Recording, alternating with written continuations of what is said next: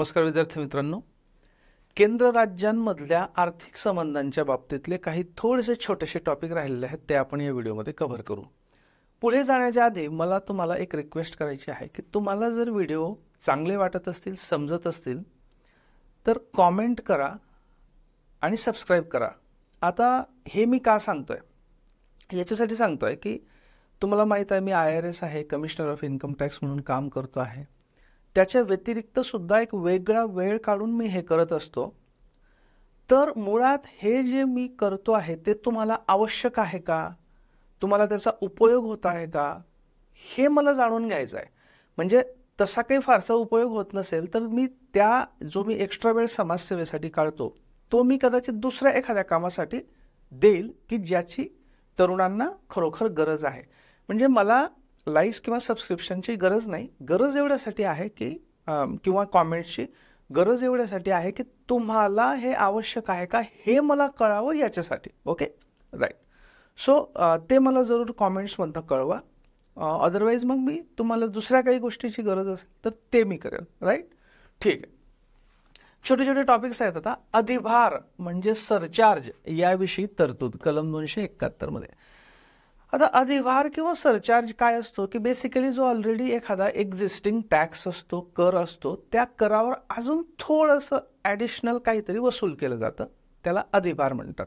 Okay, हे मी simple lemons लँग्वेजमध्ये, सामान्य माणसांच्या लँग्वेजमध्ये सांगतोय, त्याला आपण अधिभार म्हणतो। ओके, मग आता बघा, वस्तू व सेवा कर म्हणजे GST वगळता कलम 269 आणि 70 याच्यामध्ये उल्लेख असलेल्या कर किंवा शुल्कावर केंद्र सरकार काही विशिष्ट उद्देशांसाठी अधिभार लावू शकते।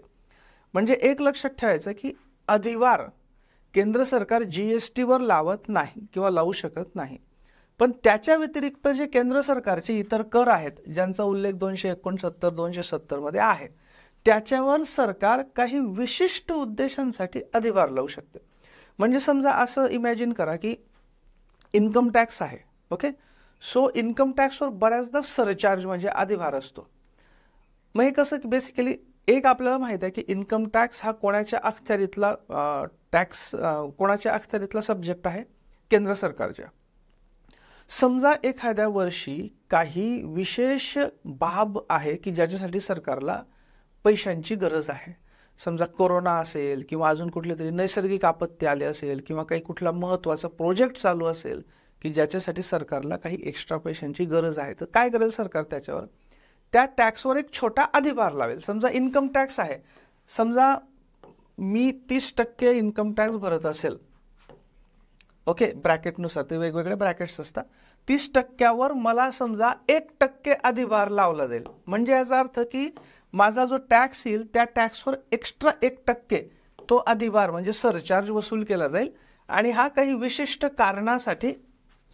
कारणासाठी किंवा उद्देशांसाठी वापरला जाईल या पद्धतीने। ओके, तर हा अधिभार लावू शकते आणि हा अधिभार भारताच्या संचित निधीमध्ये जमा होतो। भारताच्या संचित निधीमध्ये जमा होतो याचाच अर्थ काय की तो केंद्र सरकार वापरते, फक्त राज्य सरकारांमध्ये तो नॉर्मली वाटला जात नाही किंवा राज्य सरकार तो यूज करत नाही। ओके, कारण तो केंद्राचा अधिभार असतो, राईट। आता आपल्याला असे कर बघायचे आहेत की जे राज्यांद्वारेच आकारले जातात, म्हणजे राज्यच ठरवतात किती रेट असला पाहिजे वगैरे वगैरे, अर्थात घटनेच्या तरतुदींच्या अधीन राहून राज्यच गोळा करतात आणि राज्यच वापरतात। म्हणजे बेसिकली संपूर्णपणे राज्यांच्या अखत्यारीतले कर। आता आपल्याला माहित आहे की राज्य सूचीमध्ये समाविष्ट असलेल्या करांचा याच्यामध्ये समावेश होतो, कारण ऑब्वियस आहे की 7व्या परिशिष्टामध्ये जी राज्य सूची आहे, एक केंद्र सूचीचे कर केंद्र सरकार वसूल करतं, म्हणजे केंद्र सरकार आकारतं। वसूल आणि गोळा करणे वापरण्याच्या बाबतीत वेगवेगळे असू शकतात। राज्य सूचीतले कर हे पूर्ण राज्यांच्या अखत्यारीत असतात। उदाहरणार्थ कोणते, जमीन महसूल, कृषी उत्पन्नावरचा कर, जमीन आणि इमारतींवरचा कर, खनिज हक्कांवरील कर। बघा, जमीन महसूल आपण आपल्या याच्यात जमा करतो बघा, ग्रामपंचायतीमध्ये जमा करतो, कारण तो राज्य सरकारचा असतो। कृषी उत्पन्नावरचा कर म्हणजे income tax on agriculture income हा केंद्राचा भाग नाही, म्हणून केंद्र सरकार हे कृषी याच्यावर आतापर्यंत टॅक्स नाही, राज्य सरकार पण नॉर्मल लावत नाही, पण लावू शकतात। जमीन आणि इमारतींवरचा कर म्हणजे नॉर्मल आपण प्रॉपर्टी टॅक्स देतो बघा, तो कोणाला देतो? स्टेट गव्हर्नमेंटच्या ऑफिसेसमध्ये देतो. खनिज हक्कांवरील कर बघा, रॉयल्टी देतो ना आपण, जी वाळूवरची रॉयल्टी असते, मुरुमावरची रॉयल्टी असते, इन जनरल आपण गौण खनिज रॉयल्टी म्हणतो बघा, ती आपण आपल्या दररोजच्या जीवनात आपल्याला दिसते, ते पण राज्य सरकारच्या अंडर असतं. शेत जमिनीच्या वारसा हक्काबाबतचे शुल्क म्हणजे ज्यावेळी एखादी व्यक्ती मरण पावते त्यावेळी ते नावं जी वारसांची नावं वगैरे लावली जातात ते हस्तांतरण होतं, किंवा मृत्यू न होता देखील वारसांचं हस्तांतरण होऊ शकतं, त्या बाबतीतले शुल्क. शेतजमिनीशी संबंधित मालमत्ता शुल्क, इस्टेट ड्युटी. मानवी उपभोगासाठी वापरल्या जाणाऱ्या मादक पदार्थांवरील अबकारी शुल्क.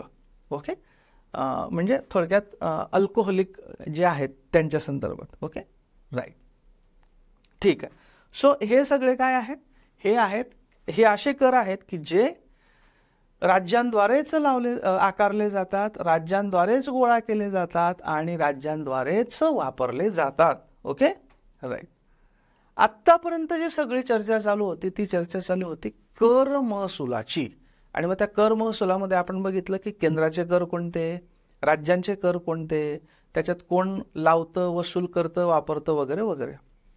हे सगळं काय होतं? कर महसुलाचं होतं, टॅक्स रेव्हेन्यूचं होतं. आता पुढचा भाग आहे तो म्हणजे करेतर, म्हणजे नॉन टॅक्स रेव्हेन्यू, म्हणजे कर सोडून इतर मार्गाने मिळणारं उत्पन्न. त्याच्यामध्ये क्लिअर केलं असतं की केंद्राचे करेतर महसुलाचे सोर्स आहेत आणि राज्यांचे करेतर महसुलाचे सोर्स. ओके, कोणते? सो केंद्राचे आहेत रेल्वे, सगळ्यात महत्वाचं म्हणजे अतिशय महत्वाचं. आता प्रत्येक वेळी रेल्वे ही फायद्यातच असेल असं नाही, परंतु तरी सुद्धा रेल्वे हा एक प्रकारचा, तसं बघायला गेलं तर केंद्र सरकारद्वारे चालवला जाणारा एक उद्योग आहे ट्रान्सपोर्टेशनचा, राईट. सो रेल्वेपासून मिळणारं उत्पन्न. त्याच्यानंतर सार्वजनिक क्षेत्रातले उपक्रम, म्हणजे असं की कसं होतं की ज्यावेळी स्वातंत्र्य मिळालं त्यावेळी अनेक क्षेत्रामध्ये असे उद्योग महत्त्वाचे उभारणं गरजेचं होतं की ज्याच्यामध्ये प्रायव्हेट लोक येणं शक्यच नव्हतं. याचं कारण म्हणजे प्रचंड गुंतवणूक आवश्यक होती, लगेचच्या लगेच त्याच्यातनं फायदा मिळणं शक्य नव्हतं.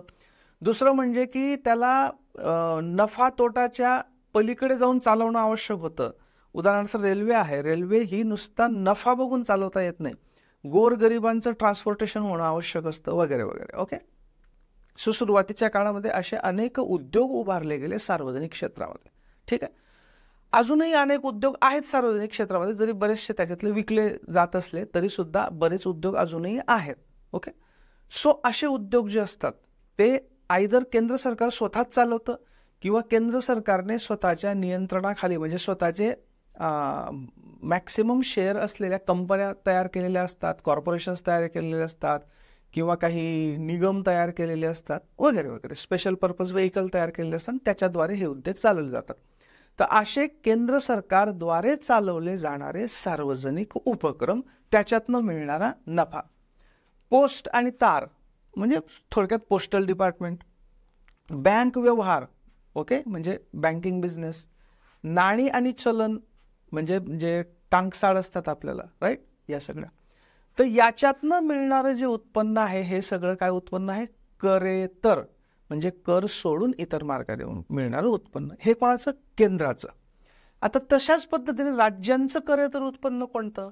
तर राज्याचे सार्वजनिक उपक्रम. इथे काय बघितलं होतं आपण की केंद्राचे सार्वजनिक उपक्रम, त्याच पद्धतीने राज्याचे सार्वजनिक उपक्रम सुद्धा असू शकतात की जे राज्य सरकार चालवत आहे, त्यांच्यापासून राज्यांना मिळणारं उत्पन्न हे राज्याचं करेतर उत्पन्न. वने म्हणजे वनांमध्ये जे वन उत्पादने असतात ते विशिष्ट कंट्रोल्ड पद्धतीने त्यांचा बिझनेस होतो, बरोबर, म्हणजे राज्य सरकार त्याला कंट्रोल करतं, सो त्याच्यातनं मिळणारं उत्पन्न. मत्स्यपालन, ओके, मत्स्यपालनाशी संबंधित जे कॉन्ट्रॅक्ट्स दिले जातात वगैरे वगैरे ते त्याच्यातनं मिळणारं उत्पन्न. हे सगळं काय आहे? राज्यांचं करेतर उत्पन्न. सो केंद्राचं करेतर उत्पन्न केंद्रांना मिळतं, राज्यांचं करेतर उत्पन्न या स्रोतांचं राज्यांना मिळतं. It is as simple as that. Okay, right. याच्या व्यतिरिक्त तर पुढचा भाग आहे राज्यांना दिली जाणारे सहाय्यक अनुदाने, ग्रांट्स इन एड, सहाय्यक अनुदाने. कलम 275 मध्ये काही घटनात्मक अनुदानांची सोय केलेली आहे. आता ह्या अनुदानांचा मूळ उद्देश काय मित्रांनो? हा उद्देश आहे की भारतातलं प्रत्येक राज्य हे वेगवेगळं आहे. प्रत्येक राज्यामध्ये उपलब्ध असणारी नैसर्गिक साधन संपत्ती वेगळी आहे, खनिजं वेगळी आहेत, प्रत्येकाची डेव्हलपमेंट वेगळी आहे, प्रत्येकाची जी मॅनपॉवरचा प्रकार आहे किंवा मॅनपॉवरचं स्किल आहे ते वेगवेगळं आहे. रस्त्यांचं जाळं, रेल्वेचं जाळं, विमान प्रवासाचं जाळं हे वेगवेगळं आहे. सो प्रत्येकाची डेव्हलपमेंटल स्टेज वेगळी आहे, प्रत्येकाकडे असणारी रिसोर्सेस म्हणजे संसाधनं वेगवेगळी आहेत आणि त्याच्यामुळे काही राज्यांना आधार देणं, सपोर्ट देणं आर्थिक हे आवश्यक ठरतं आणि त्यासाठी हे सहाय्यक अनुदानं दिली जातात. राईट. ज्या राज्यांना आर्थिक सहाय्याची म्हणजे त्याला असिस्टन्स म्हणतात गरज आहे, अशा राज्यांना अनुदानाच्या स्वरूपात देशाच्या संचित निधीमधून हे दिले जातात. ओके, कन्सोलिडेटेड फंड ऑफ इंडियामधून दिले जातात. यात पुढे असंही म्हटलं आहे की वेगवेगळ्या राज्यांसाठी गरजेनुसार वेगवेगळ्या रकमेची अनुदाने दिली जाऊ शकतात, म्हणजे सगळ्यांना सारखं नाही. आता समजा एखाद्या राज्यामध्ये अनुसूचित जातींची किंवा जमातींची संख्या जास्त असेल किंवा बॅकवर्डनेस जास्त असेल किंवा डेव्हलपमेंट खूप कमी असेल तर त्यांना जास्त दिली जाईल, बाकीच्यांना कमी दिली जाईल. सो गरजेनुसार कमी जास्त असू शकतं. ओके.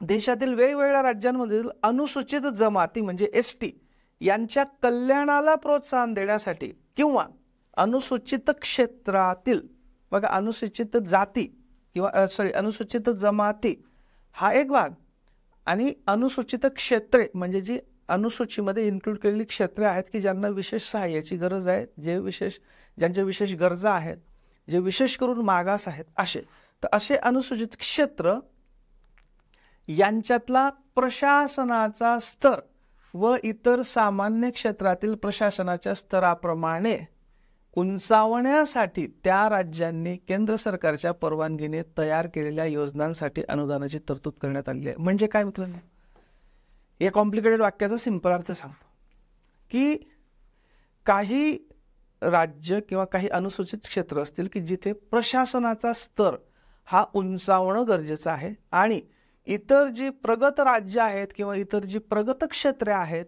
त्यांचा जो प्रशासनाचा स्तर आहे त्याच्या बरोबरीला आणणं गरजेचं आहे या अनुसूचित क्षेत्रांचा किंवा विशिष्ट क्षेत्रांचा प्रशासनाचा स्तर.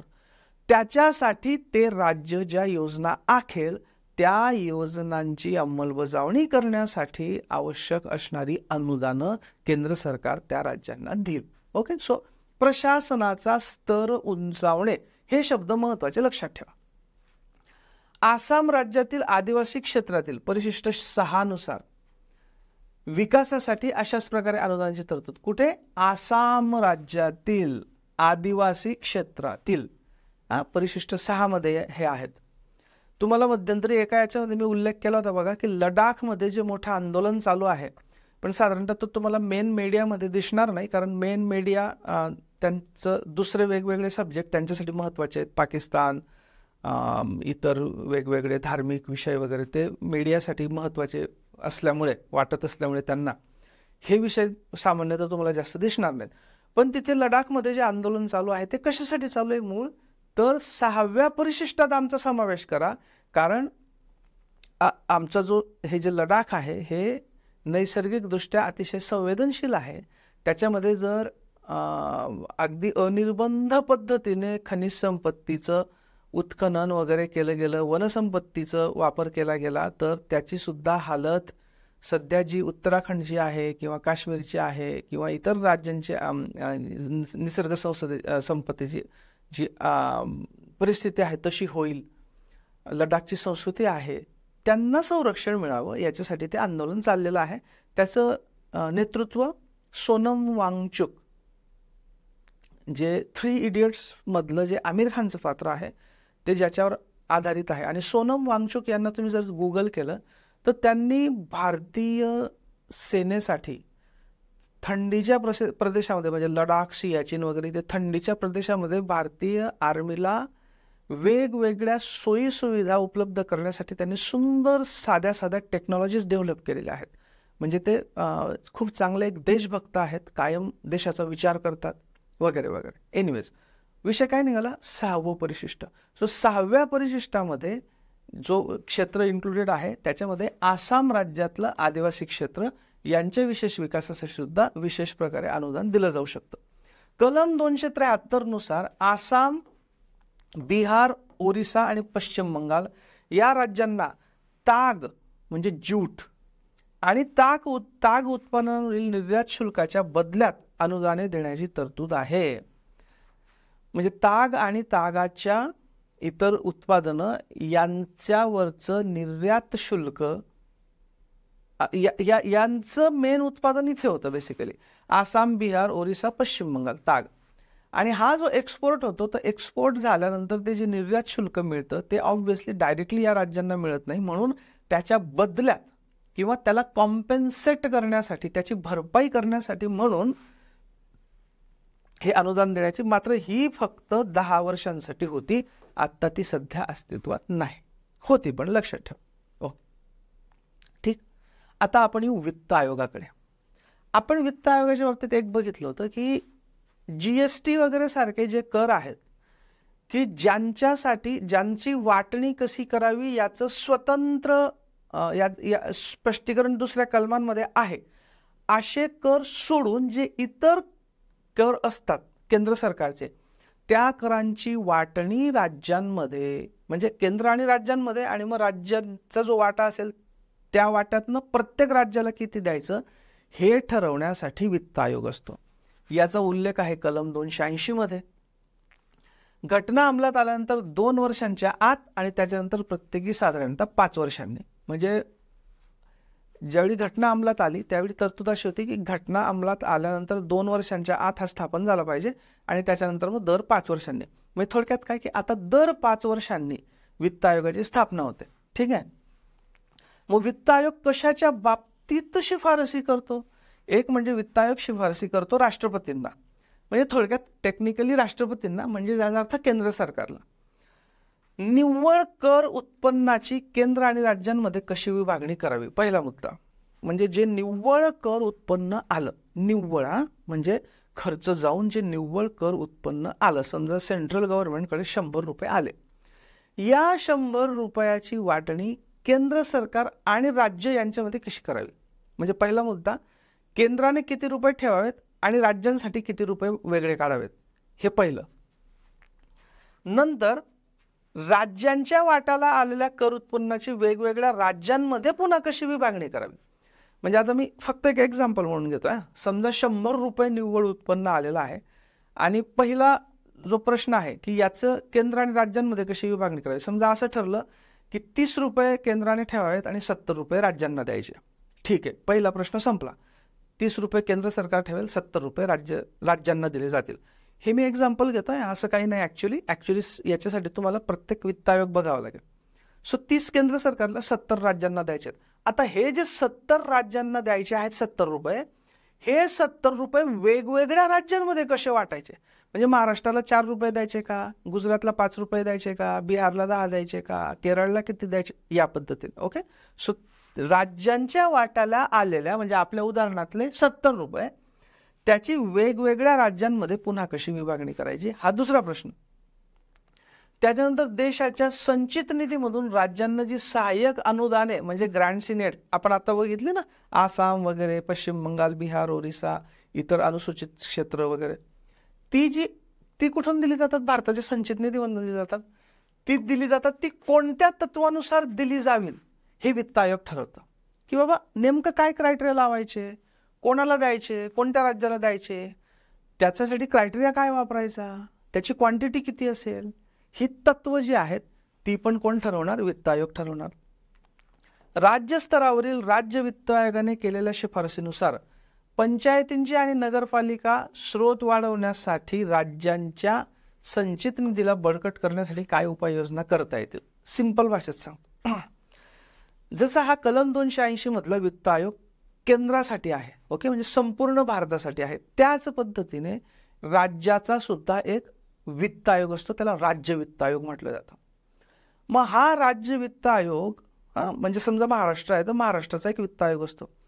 तर महाराष्ट्राचा वित्त आयोग एका गोष्टीवर शिफारस करत असतो की बाबा महाराष्ट्रातल्या ज्या महाराष्ट्रातल्या ज्या पंचायत राज पद्धती आहे, म्हणजे पंचायती म्हणजे ग्रामपंचायत, पंचायत समिती, जिल्हा परिषद आणि नगरपालिका म्हणजे शहरी पंचायत, शहरी पंचायत राज, या पंचायतींचं स्रोत, या पंचायतींचे उत्पन्नाचे स्रोत बळकट करण्यासाठी काय करायला पाहिजे याच्या शिफारसी कोण करतं? राज्य वित्त आयोग करतो. मग या राज्य वित्त आयोगाने या ज्या शिफारसी केलेल्या आहेत याच्यासाठी पैसा तर लागतो. तर मग या राज्य वित्त आयोगांनी ज्या शिफारसी केलेल्या आहेत त्या राज्यांसाठी, त्याच्यासाठी त्या राज्याचा संचित निधी बळकट झाला पाहिजे, तरच त्या शिफारसी अंमलात आणता येतील. तर अशा त्या राज्यांचा जो संचित निधी असतो त्या संचित निधीला बळकट करण्यासाठी काय करता येईल याच्या शिफारसी देखील हा केंद्रीय वित्त आयोग करतो. Okay, very simple.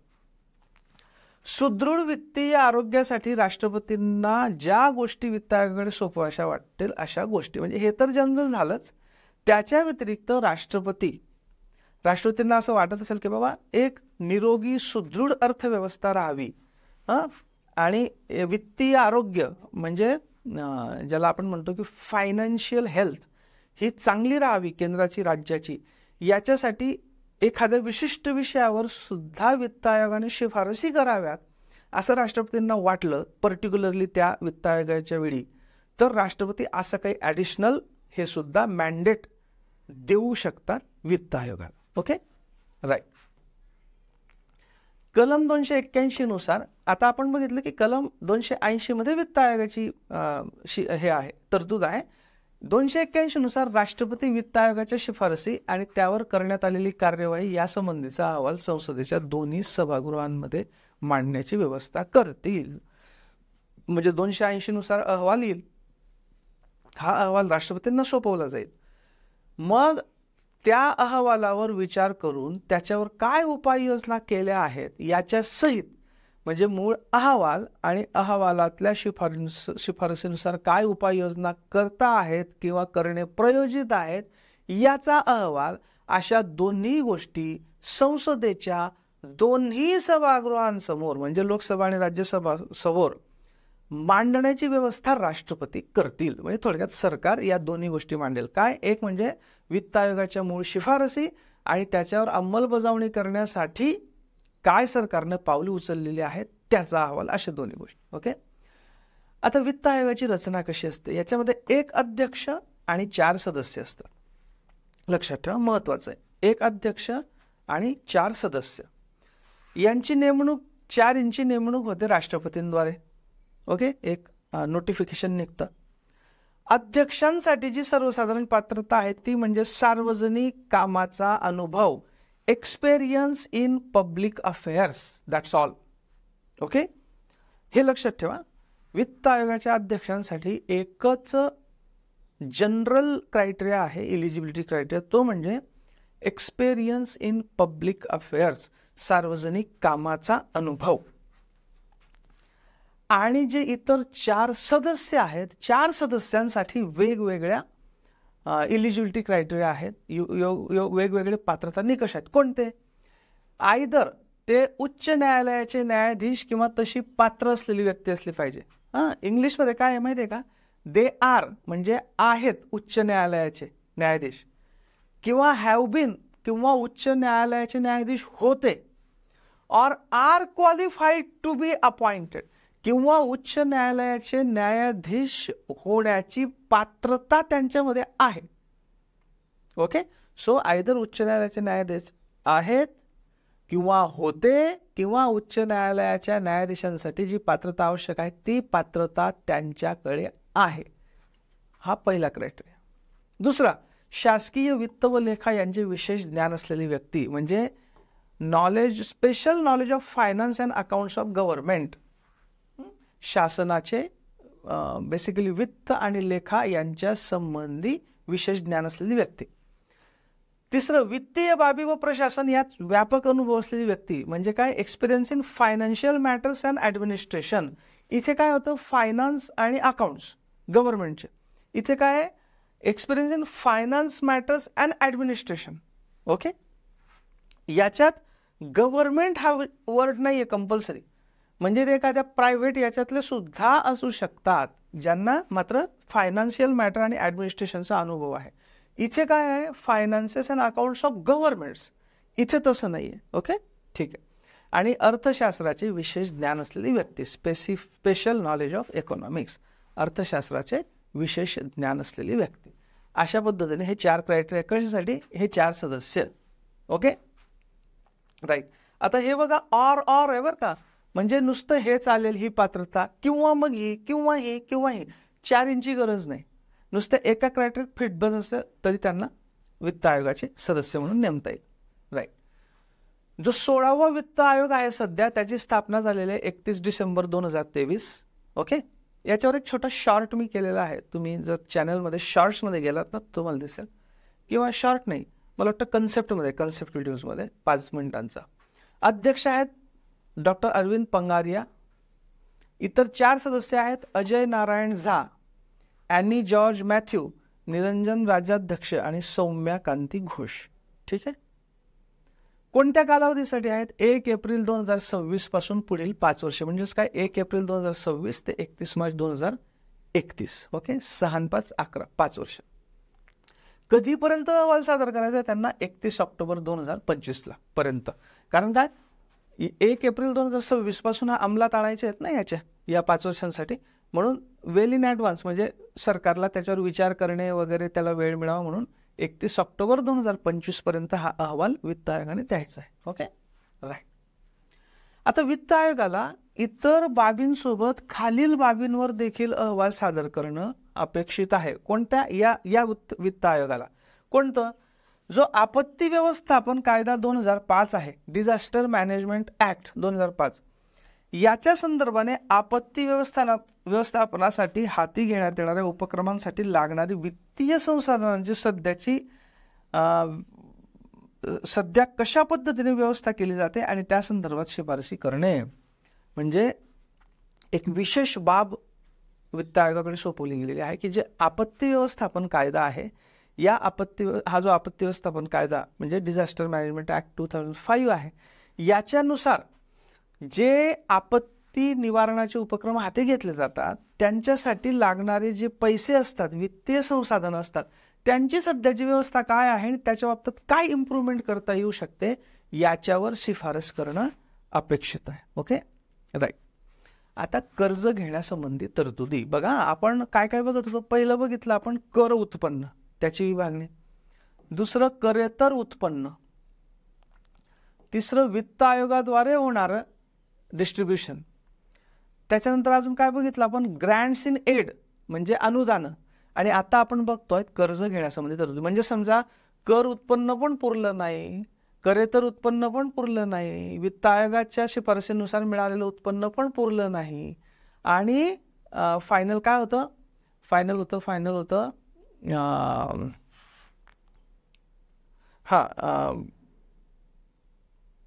येस एवढंच.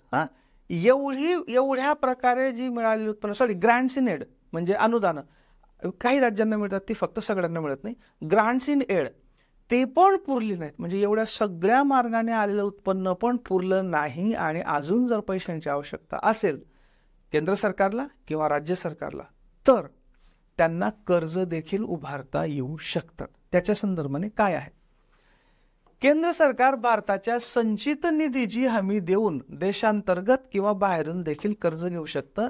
या बाबतीत कर्जाची मर्यादा ठरवण्याचा अधिकार संसदेला आहे, मात्र असा कोणताही कायदा संसदेने आजपर्यंत केला नाही कर्जाची मर्यादा ठरवणारा. थोडक्यात काय, भारताचा संचित निधी असतो, त्या संचित निधीमध्ये सगळे पैसे जमा होत असतात केंद्राचे. या संचित निधीची हमी म्हणजे गॅरंटी देऊन आपल्या देशाला म्हणजे केंद्र सरकारला देशाच्या आतून किंवा बाहेरच्या देशाकडून किंवा देशाच्या बाहेरच्या ज्या वेगवेगळ्या इन्स्टिट्यूशन्स असतात, आंतरराष्ट्रीय इन्स्टिट्यूशन्स, वर्ल्ड बँक असेल, IMF असेल वगैरे वगैरे, यांच्याकडनं किंवा इंटरनॅशनल बँक्स असतील यांच्याकडनं सुद्धा कर्ज उभारता येऊ शकतं. ते किती उभारता येऊ शकतं याच्या संदर्भाने कायदा करण्याचा अधिकार संसदेला आहे, पण संसदेने अजून काही कायदा केलेला नाही.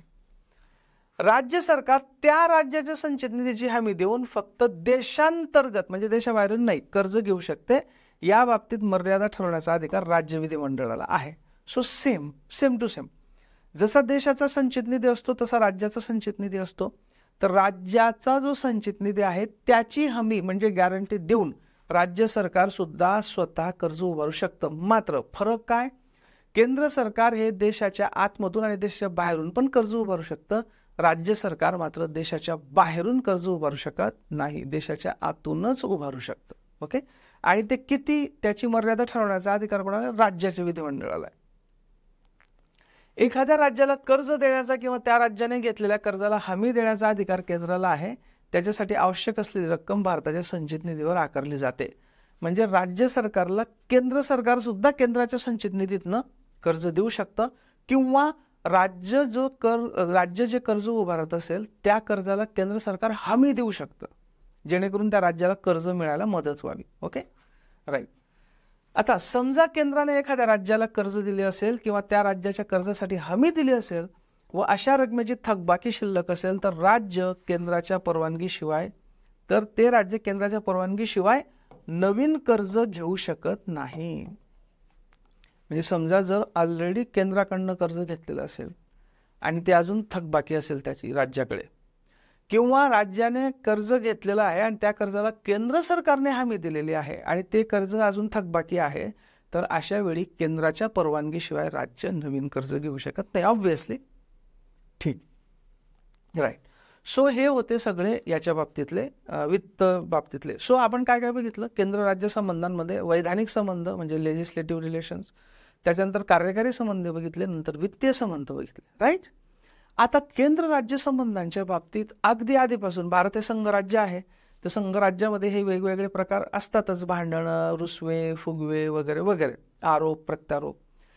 आणि मग या सगळ्या बॅकग्राऊंडमध्ये केंद्र आणि राज्यांमधले संबंध चांगले व्हावेत याच्यासाठी वेगवेगळ्या समिती नेमल्या गेलेल्या होत्या. त्या समिती किंवा ते आयोग किंवा ते ठराव वगैरे कोणते, प्रशासकीय सुधारणा आयोग 1966, राजमन्नार समिती 1969, आनंदपूर साहिब ठराव 1973, पश्चिम बंगालचा जाहीरनामा 1977, म्हणजे माझ्या जन्माच्या याला, तुमचा जन्म याच्यातला कुठे असेल नंतरचा तर त्या हिशोबाने लक्षात ठेवा. सरकारी आयोग 1983.